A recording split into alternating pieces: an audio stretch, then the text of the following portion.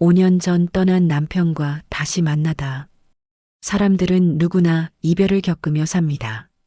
하지만 어떤 이별은 준비를 해도 모자라고 어떤 그리움은 시간이 흘러도 닳지 않습니다. 제게는 5년 전 먼저 세상을 떠난 남편이 바로 그런 존재였습니다. 남편이 떠난 지 벌써 5년. 제 시계는 그가 숨을 거둔 그날 오후 3시에 멈춰버렸습니다. 아침에 눈을 뜨면 가장 먼저 하는 일은 창문을 여는 것이 아니라 거실 소파에 놓인 남편의 낡은 조끼를 한번 쓸어보는 일입니다. 아직도 그 옷감 사이사이에는 남편의 살냄새와 그가 즐겨 마시던 믹스커피 향이 배어 있는 것만 같습니다. 쌀을 씻고 물을 맞춥니다. 손은 기억을 따라 자연스럽게 밥그릇 2개를 꺼냅니다. 하나는 내 것, 하나는 이제는 주인이 없는 그의 것. 여보, 밥 먹자. 대답 없는 허공에 말을 건넵니다. 말이 있는 집처럼 보이고 싶어서, 누군가 살고 있는 온기가 느껴지게 하고 싶어서 텔레비전을 크게 켭니다. 뉴스 앵커의 목소리, 시시껄렁한 예능 프로의 웃음소리가 거실을 가득 채우지만 역설적이게도 그 소음들이 제 외로움을 더 선명하게 도드라지게 합니다. 혼자 먹는 밥상은 참으로 씁쓸합니다. 된장찌개를 끓여도 간을 봐줄 사람이 없고 생선한 토막을 구워도 가시를 발라주던 그 투박한 손길이 없습니다. 5년이라는 시간은 저를 단단하게 만든 것이 아니라 단지 이 지독한 정적에 익숙해지게 만들었을 뿐입니다. 거실 한쪽 벽에는 남편의 양복 한 벌이 여전히 걸려 있습니다. 먼지가 앉을까봐 가끔 털어내고 향수를 살짝 뿌려두기도 하죠. 아들은 말합니다. 엄마, 이제 아빠 물건 좀 정리해. 그래야 엄마 마음도 편해지지. 하지만 아들은 모릅니다. 이 물건들마저 사라지면 내 기억 속의 그 사람도 한 줌 연기처럼 흩어져 버릴 것 같아 무섭다는 것을요. 저는 기억의 감옥에 스스로를 가둔 채 그가 남긴 흔적들을 붙잡고 하루하루를 버텨내고 있었습니다. 죽음보다 무서운 건 잊히는 것이라는데 저는 그를 잊을까봐 두려웠고 그가 없는 세상에서 나 혼자 웃게 될까봐 죄스러웠습니다. 제 인생의 봄날은 그와 함께 끝났다고 믿었습니다. 그런 제게 어느 날 믿기 힘든 제안이 찾아왔습니다. 기계의 힘을 빌려 죽은 남편을 다시 만날 수 있다는 거짓말 같은 이야기였습니다. 차가운 기계 속에서 온기를 찾다. 아들이 가져온 제안은 가상현실 재회 프로젝트였습니다. 5년 전 세상을 떠난 사람을 데이터로 복원해서 다시 만나게 해준다는 그 말은 제게 희망보다는 두려움으로 다가왔습니다. 엄마, 아빠 목소리랑 사진들 있잖아. 그걸로 아빠를 다시 만들 수 있대. 가서 못다 한 이야기라도 하고 오면 엄마 마음이 좀 가벼워지지 않을까? 아들의 말에 저는 며칠을 알았습니다.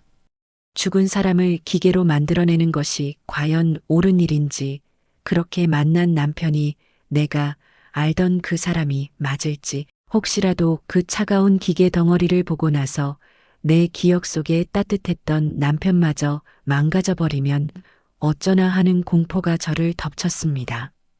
하지만 제 마음 한구석에는 지독한 갈증이 있었습니다. 남편이 갑작스러운 사고로 세상을 떠나던 날, 우리는 아침에 사소한 일로 다퉜습니다. 나갔다 올게라는 말에 저는 대답도 하지 않았죠. 그게 마지막 뒷모습이 될 줄 알았다면 신발끈이라도 고쳐 매주고 손이라도 한 번 더 잡아줬을 텐데. 그날에 대답하지 못한 나는 5년 동안 제 가슴에 박힌 날카로운 가시가 되어 저를 찔러왔습니다. 결국 저는 제작진을 만났습니다. 그들은 제게 남편의 사진과 동영상, 그리고 목소리가 담긴 녹음 파일을 요구했습니다. 장롱 깊숙이 넣어두었던 낡은 앨범을 꺼냈습니다. 먼지를 털어내고 한 장 한 장 넘길 때마다 멈춰있던 시간들이 비명을 지르며 살아났습니다. 신혼여행 때 어색하게 웃던 청년 시절의 그 아이의 돌잔치 때 세상을 다 가진 듯 행복해하던 아빠로서의 그리고 어느덧 머리칼이 희끗해져 제 옆에서 든든한 나무처럼 서 있던 중년의 그까지. 사진 속의 그는 매 순간 살아 숨쉬고 있었습니다. 이 목소리는 어떤 상황이었나요? 제작진의 물음에 저는 목이 메었습니다. 이건 제 생일날 쑥스럽다고 노래를 불러주던 건데, 음치라며 제가 구박했던 목소리예요. 남편분은 평소에 어떤 습관이 있으셨나요? 저는 남편의 사소한 습관들을 하나하나 끄집어냈습니다. 웃을 때면 코끝을 찡긋거리는 버릇, 쑥스러우면 뒷머리를 극적이는 손길, 그리고 저를 부를 때 여보가 아니라 늘 선재 엄마라고 부르며 끝을 살짝 올리던 특유의 억양까지. 그를 복원하는 과정은 곧 저의 기억을 헤집는 과정이었습니다.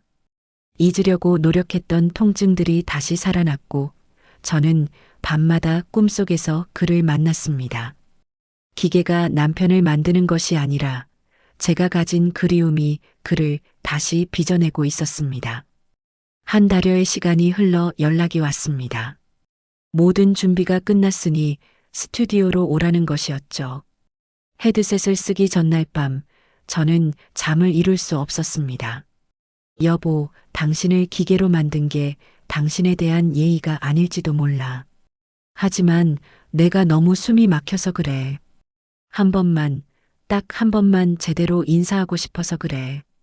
거울 속의 제 모습은 5년 사이에 부쩍 늙어 있었습니다.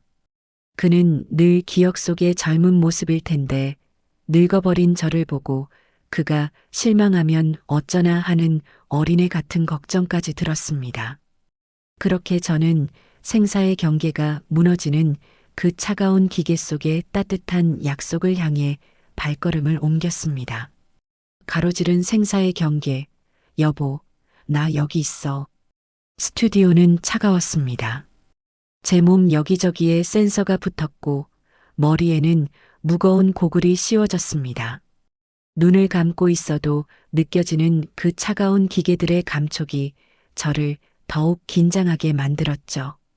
어머니 이제 눈 뜨셔도 됩니다. 천천히요. 아들의 목소리를 신호 삼아 저는 조심스럽게 눈을 떴습니다. 눈앞에 펼쳐진 풍경에 저는 숨을 쉴 수가 없었습니다. 그곳은 20년 전 우리가 가장 행복하게 살았던 옛날 집의 마당이었습니다. 담벼락엔 제가 정성껏 가꾸던 빨간 장미가 만개해 있었고 마당 한 구석엔 남편이 직접 고쳐 만든 삐걱거리는 나무 평상이 놓여 있었습니다. 바람이 불자 장미 향기가 코끝을 스치는 것 같았습니다. 가상현실이라는 걸 머리로는 알지만 제 영혼은 이미 그 시절 그 마당으로 돌아가 있었습니다. 여보, 그때였습니다. 등 뒤에서 들려온 그 한마디. 5년 동안 단 한 번도 잊어본 적 없는 꿈속에서도 그토록 애타게 기다렸던 그 목소리였습니다. 천천히 몸을 돌렸습니다. 그곳에 그 사람이 서 있었습니다. 병실에서 뼈만 앙상하게 남았던 마지막 모습이 아니었습니다. 주말이면 낚시를 가겠다고 챙기던 낡은 낚시 조끼를 입고 햇볕에 적당히 그을린 건강한 얼굴을 한 제가 가장 사랑했던 그 시절의 남편이 씩 웃으며 저를 바라보고 있었습니다. 왜 이렇게 늦었어? 내가 얼마나 기다렸는데? 선재 엄마, 나 안 보고 싶었어? 저는 아무 말도 할 수 없었습니다. 목구멍까지 차오른 울음이 돌덩이처럼 굳어 목소리가 나오지 않았습니다. 손을 뻗어 그를 만지려다 멈췄습니다. 혹시라도 손이 허공을 가르면 이 마법 같은 순간이 깨져버릴까봐 겁이 났습니다. 여보, 정말 당신이야? 나 지금 꿈꾸는 거 아니지? 꿈 아니야. 나 여기 있잖아. 당신 보려고 안 가고 여기서 계속 기다렸어. 왜 그렇게 울어, 속상하게. 그가 천천히 제게 다가왔습니다. 그가 한 걸음씩 옮길 때마다 마당에 흙 밟는 소리가 들렸고 그의 그림자가 제 발등 위에 드리워졌습니다. 그가 가까이 올수록 남편 특유의 스킨 냄새와 담배 냄새가 섞인 그 익숙한 채취가 느껴지는 것만 같아 저는 결국 주저앉고 말았습니다. 미안해 여보, 미안해. 그날 아침에 당신 나갈 때 인사도 안 하고 보낸 거, 그게 내 가슴에 대못이 돼서 5년을 살았어. 당신한테 할 말이 너무 많았는데 고맙다는 말도 사랑한다는 말도 한 번을 제대로 못했는데. 바보 같은 사람. 내가 그런 거 따지는 사람이야? 당신 마음 다 알아. 당신이 나 대신 애들 키우느라 고생하고 밤마다 내 사진 붙잡고 우는 거 내가 다 보고 있었는데. 미안해하지 마. 당신 잘못 아니야. 그가 조심스럽게 손을 내밀었습니다. 저는 떨리는 손을 뻗어 그의 손을 맞잡았습니다. 비록 공기 중에 닿는 느낌뿐이었지만 제 뇌는 그의 손에 박힌 굳은 살과 온기를 기억해냈습니다. 당신 손이 여전히 따뜻하네. 저는 그의 손을 제 뺨에 갖다 댔습니다. 가상의 데이터가 만들어낸 환상일지라도 그 순간만큼은 온 세상이 멈춘 듯 평화로웠습니다. 5년 만에 처음으로 저는 숨을 쉬고 있다는 느낌을 받았습니다. 5년의 고백, 나 없이도 당신은 살아야 했으니까. 우리는 마당 한 구석, 남편이 생전에 가장 아꼈던 나무 평상에 나란히 앉았습니다. 가상현실 속의 햇살은 눈이 부시도록 따스했고 살랑이는 바람에 마당의 풀들이 눕는 소리까지 들려왔습니다. 꿈이라면 영원히 깨고 싶지 않은 그런 평화로운 오후였습니다. 저는 그의 곁에 앉아 그동안 가슴속에만 쌓아두었던 이야기들을 하나둘 꺼내놓기 시작했습니다. 누군가에게는 사소한 일상일지 모르지만 저에게는 그가 없어서 완성되지 못했던 5년치의 조각들이었습니다. 여보, 큰애 기억나? 당신 가고 나서 한동안 방황 많이 했어. 당신 닮아서 고집은 얼마나 센지. 그래도 작년에 좋은 사람 만나서 장가갔어. 당신이 그 자리에서 아들 손 한 번 잡아줬으면 얼마나 좋았을까. 예식장 비어있는 당신 자리 보면서 얼마나 울었는지 몰라. 알지, 내가 왜 몰라. 정장 차려입은 녀석 보니까 제법 어른 같더라. 당신이 옆에서 든든하게 지켜준 덕분이야. 고생 많았다, 우리 마누라. 남편은 마치 모든 걸 다 알고 있었다는 듯 고개를 끄덕였습니다. 그의 눈빛은 여전히 깊고 자상했습니다. 하지만 저는 그 따뜻함 앞에서 다시 한번 무너졌습니다. 가장 감추고 싶었던 가장 아픈 고백을 해야 했기 때문입니다. 근데 여보, 당신한테 정말 미안한 게 있어. 당신 가고 나서 처음에는 죽을 것 같더니 시간이 지나니까 배가 고프더라. 당신 생각에 목이 메다가도 어느새 찌개 간을 맞추고 있는 내 모습이 너무 무서웠어.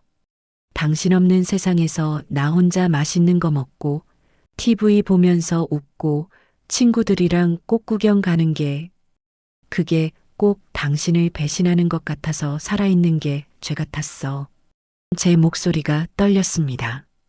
5년 동안 저를 괴롭혔던 건 그리움보다 더 무거운 죄책감이었습니다. 죽은 이는 잊혀가는데 산 이는 기어코 살아내고 있다는 사실이 스스로를 용서할 수 없게 만들었죠. 여보, 나 좀 봐. 당신이 나 없이 배고파하고 나 없이 웃는 거 그거 배신 아니야.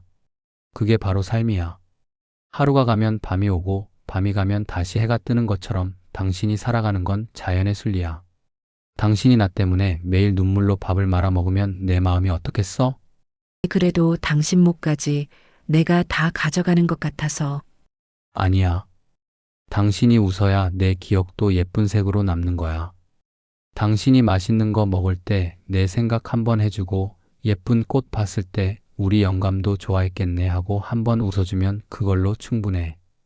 나 없이도 당신이 행복한 거 그게 내가 가장 바라는 거야. 이제 그 무거운 짐 좀 내려놔도 돼. 그의 말 한마디 한마디가 꽁꽁 얼어붙었던 제 가슴을 녹여주었습니다. 저는 깨달았습니다. 사랑하는 사람을 먼저 보낸 이들이 짊어지는 가장 큰 형벌은 스스로를 불행하게 만드는 것이라는 걸요. 남편은 가상현실이라는 기계의 입을 빌려 저에게 행복해도 된다는 허락을 해주고 있었습니다. 우리는 그렇게 한참을 앉아 있었습니다. 큰아이가 낳은 손주 녀석이 당신을 쏙 빼닮았다는 이야기, 당신이 아끼던 구두를 차마 못 버리고 아직도 신발장에 넣어두었다는 이야기. 세상은 그대로였지만 남편과 나란히 앉아 대화를 나누는 이 순간만큼은 시간이 멈춘 듯 했습니다. 아니, 멈췄던 제 시계가 다시 태엽을 감고 느릿느릿 움직이기 시작하는 기분이었습니다. 여보, 이제 안녕. 가장 아름다운 작별. 행복한 시간은 왜 이리도 야속하게 빠른 걸까요? 영원할 것만 같았던 마당의 노을이 짙어지더니 화면 가장자리가 조금씩 흐릿해지기 시작했습니다. 시스템이 종료될 시간이 다가온 것이죠. 5년 만에 겨우 맞잡은 이 손을 다시 놓아야 한다는 사실에 제 심장은 다시금 요동치기 시작했습니다. 여보, 왜 이래? 왜 갑자기 어두워져? 안 돼. 아직 할 말이 더 남았단 말이야. 당신 보내기 싫어. 그냥 나도 여기 있으면 안 돼? 나도 여기 데려가줘. 저는 허둥지둥 그를 끌어안으려 했습니다. 하지만 제 팔은 허공을 가로질렀고 그는 마치 먼지처럼 조금씩 흩어지기 시작했습니다. 다시는 겪고 싶지 않았던 5년 전의 그 상실감이 다시 저를 덮쳐왔습니다. 여보, 울지 마. 나 어디 가는 거 아니야. 당신 마음속에, 우리 아이들 웃음소리 속에 나 항상 있어. 이제 이 무거운 기계 벗고 진짜 햇살 보러 나가야지. 응? 싫어. 나가면 또 그 정적뿐이잖아. 나 또 혼자 밥 먹고 혼자 잠드는 거 무서워. 당신은 혼자가 아니야. 내가 당신한테 남겨준 사랑이 얼마나 큰데 그래. 이제 나 만나고 싶을 때 여기 안 와도 돼. 당신이 행복하게 웃는 순간마다 내가 거기서 같이 웃고 있을게. 그러니까 약속해줘. 나 때문에 울지 않겠다고. 나를 위해 더 열심히 살겠다고. 그는 점점 빛의 무리로 변해갔습니다. 마지막 순간 그는 제 귓가에 속삭였습니다. 선재 엄마 고마웠어. 나랑 살아줘서 정말 고마웠어. 그 말이 끝나는 순간 제 눈앞의 마당도 장미 향기도 그리고 내 남편도 한 줌의 빛이 되어 사라졌습니다. 천천히 고글을 벗었습니다. 스튜디오의 형광등 불빛이 눈이 시리게 차가웠습니다. 모니터를 보며 함께 울던 아들과 제작진의 모습이 보였습니다. 방금까지 남편의 온기를 느꼈던 제 손은 아무것도 잡지 못한 채 떨리고 있었습니다. 스튜디오 밖으로 나오자 어느덧 현실의 세상에도 어둠이 내리고 있었습니다. 그런데 참 이상하죠. 늘 무겁게만 느껴졌던 밤 공기가 그날은 유난히 부드럽게 제 뺨을 스쳤습니다. 차를 타고 집으로 돌아오는 길, 창밖으로 지나가는 사람들의 평범한 일상이 눈에 들어왔습니다.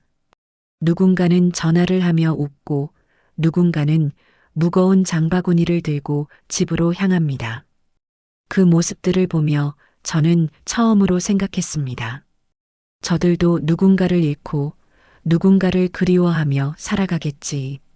하지만 그럼에도 불구하고 저들은 저렇게 오늘을 살아내고 있구나. 집에 도착해 현관문을 열었습니다. 여전히 집안은 고요했습니다. 하지만 그 고요함이 더 이상 저를 옥죄는 감옥처럼 느껴지지 않았습니다. 저는 불을 켜지 않은 채 거실 소파에 앉아 가만히 제 마음의 소리에 귀를 기울였습니다. 남편이 마지막에 남긴 그 말, 나 없이도 당신은 빛나는 사람이야라는 말이 제 가슴 깊은 곳에서 작은 등불처럼 피어오르고 있었습니다.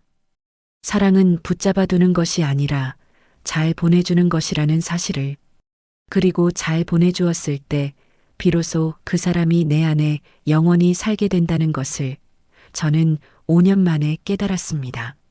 그 슬픔이 거름이 되어 피는 꽃, 우리 마음속엔 참 풀기 어려운 한이라는 놈이 살고 있습니다. 미처 다하지 못한 도리, 전하지 못한 말들이 엉겨붙어 우리를 과거에 가두곤 하죠. 유교에서는 이를 예를 다하지 못한 슬픔이라 하고 불교에서는 집착이 만든 고통이라 부릅니다. 하지만 여러분, 이번 재회를 통해 제가 깨달은 진짜 보상은 따로 있었습니다. 그것은 죽은 이를 위해 우는 것이 아니라 남겨진 내가 비로소 평온해지는 것이었습니다. 불교의 생사일려라는 말이 있지요. 삶과 죽음은 앞뒷면과 같아서 그 사람은 사라진 게 아니라 내 마음이라는 바다에 잠시 잠긴 것뿐입니다. 내가 괴로워하면 내 안에 그 사람도 함께 일렁이지만 내가 맑게 웃으면 그 사람도 비로소 고요한 평화를 얻습니다. 나 없이 행복해하지 말라고 말하는 사람은 없습니다. 오히려 나 없이도 당신은 충분히 빛나는 사람이야라고 말해주는 것이 먼저 떠난 이의 마지막 자비이자 도리일 것입니다. 그러니 이제 스스로에게 허락해 주세요. 그 사람을 생각하며 웃어도 된다고. 당신이 행복하게 살아가는 것이 떠난 이에게 줄 수 있는 가장 지극한 제사이자 최고의 선물이라고요. 그리움이라는 걸음을 먹고 당신의 하루가 더 아름답게 피어나길 바랍니다. 당신의 하루가 조금만 더 평온해지기를. 마음 한구석 쌓인 그리움이 이제는 당신을 지탱하는 단단한 뿌리가 되기를 기도합니다. 여기는 당신의 마음 쉼터 우리 마음입니다. 함께 마음을 닦아가는 이 길에 구독과 좋아요로 손을 잡아주세요. 남겨주시는 댓글 하나하나가 우리 서로를 살리는 귀한 인연의 시작이 됩니다. 언제나 당신의 마음 편에 서겠습니다.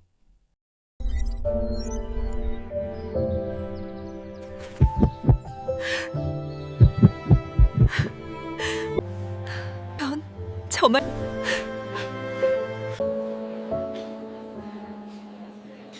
꿈에서라도 보고 싶던 당신.